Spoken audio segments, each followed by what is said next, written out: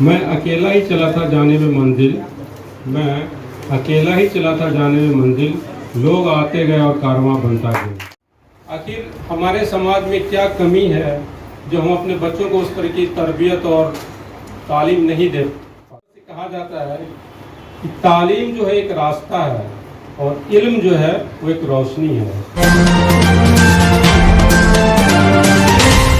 नमस्कार, मैं प्रियंका चौधरी। आप देख रहे हैं ANA खबर बिहार। आइए देखते हैं सुपौल की खबरें। छातापुर प्रखंड के माधोपुर पंचायत के हरिहरपुर निवासी व सिविल कोर्ट गया के जज मोहम्मद अफजल खान के लिए सम्मान समारोह का आयोजन किया गया। माधोपुर की मुखिया इशरत परवीन के आवाज पर समाजसेवी सफी अहमद अंसारी की अध्यक्षता में आयोजित समारोह में मुख्य अतिथि न्यायाधीश श्री खान का फूल, माला, शॉल व बुके देकर सम्मानित किया गया। स्थानीय मुखियापति मोती अहमद के संचालन में आयोजित समारोह में मौजूद जनप्रतिनिधि व गणमान्य लोगों के अलावे उत्साहित कई बच्चों ने भी न्यायाधीश को माला पहनाकर स्नेहपूर्ण सम्मान दिया। इस दौरान मौके पर उपस्थित सभी जनप्रतिनिधि भी सम्मानित किए गए। खास बात यह रहा कि न्यायाधीश अफजल खान ने समारोह में मौजूद अपने प्रारंभिक शिक्षक दयानंद राम को माला पहनाकर सम्मानित किया और उनकी खूब प्रशंसा भी की।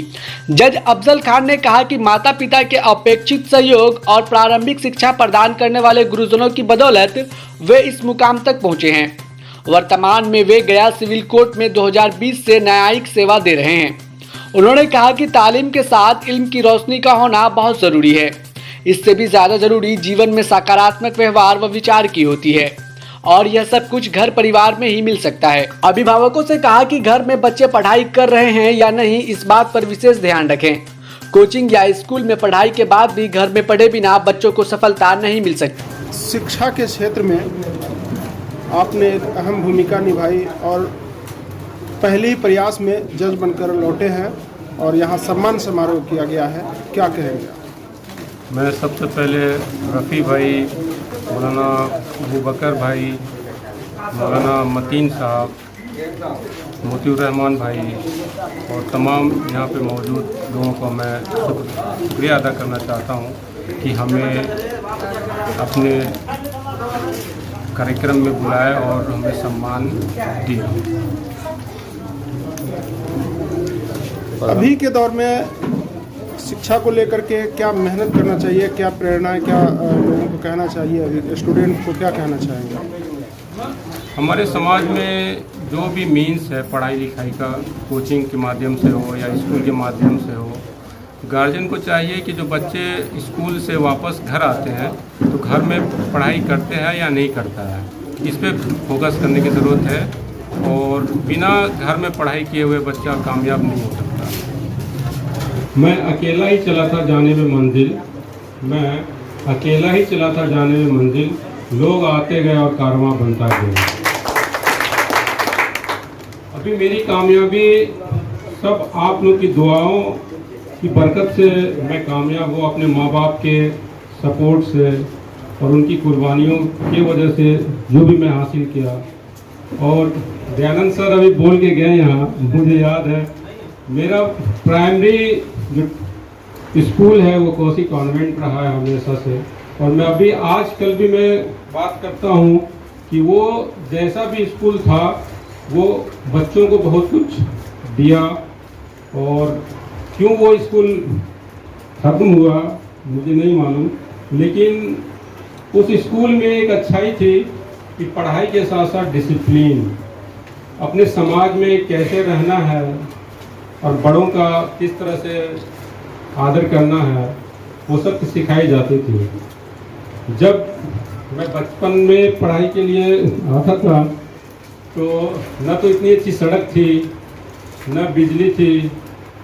आज यहाँ सभी मौजूद रहते हुए भी और बच्चों को पढ़ाई में मन नहीं लगता है, मुझे ये बात समझ में नहीं आती है। कोई भी चीज़ इंसान को तभी मिलता है जब उसके लिए आप संघर्ष करते हैं, स्ट्रगल करते हैं। बिना स्ट्रगल किए हुए किसी चीज़ को हासिल करना मुमकिन नहीं है। जो एजुकेशन सिस्टम अपने बिहार में है वो बहुत ही दयनीय है, जो भी कहिए। हमारे साथ 3 और लोग सुपौल डिस्ट्रिक्ट से सिलेक्ट हुए थे।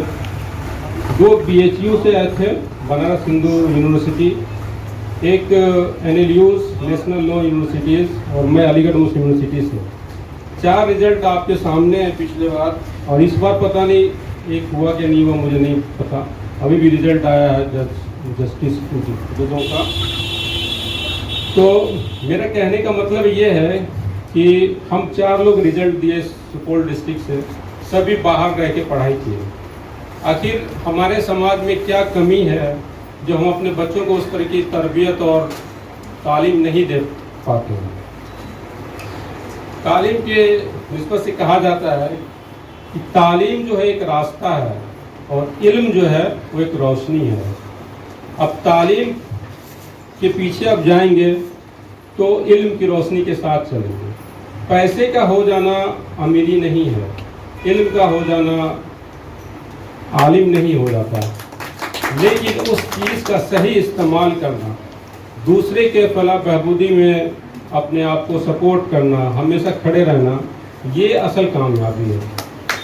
हमारे समाज में माशाल्लाह सभी लोग ज़हीन हैं, यहाँ के बच्चे बहुत ज़रखेज़ है, बहुत ही इंटेलिजेंट बच्चे हैं यहाँ पे, ज़हीन है। कमी क्या हो जाती है कि हम बहुत निगेटिविटी, नकारात्मक सोच के साथ ज़िंदगी बिताते हैं। हम लोग एक दूसरे के पीछे पड़े रहते हैं कि इसको कैसे नुकसान पहुंचा है। किसी के चाहने से किसी का नुकसान नहीं होता है। जब तक आप अपने सही अमाल से दूसरों के लिए भला सोचते रहिए, आपकी भलाई होती रहेगी। और जितने भी कोचिंग है यहाँ पे अभी फ़िलहाल, तो मैं उन सभी से एक ही रिक्वेस्ट करूँगा कि बच्चों को तालीम के साथ साथ तरबियत दीजिए।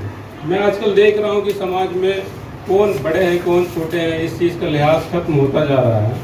इस चीज़ को, गांव की सबसे खूबसूरती क्या है, गांव में सब आपस में मिलजुल के रहते हैं, लेकिन आजकल हम सब अपने अपने कमरों में बंद होते हैं, अपने आप को अलग करते जा रहे हैं। ये शहर का लाइफ स्टाइल जो है, जीवन व्यतीत कर रहे हैं हम लोग, ये गलत है। गांव की खूबसूरती, समाज की खूबसूरती आपस में मिलजुल के रहने की है। साईं हॉस्पिटल, चुन्नी, Chhatapur, ward number 1, Supaul. Mobile number 7061509641 और 7042806778। हमारे यहाँ पित्त की थैली की पथरी, अपेंडिक्स का ऑपरेशन, हर्निया और डायग्नोस्टिक यानी दूरबीन द्वारा पेट की जांच व लेप्रोस्कोपी ऑपरेशन के अलावा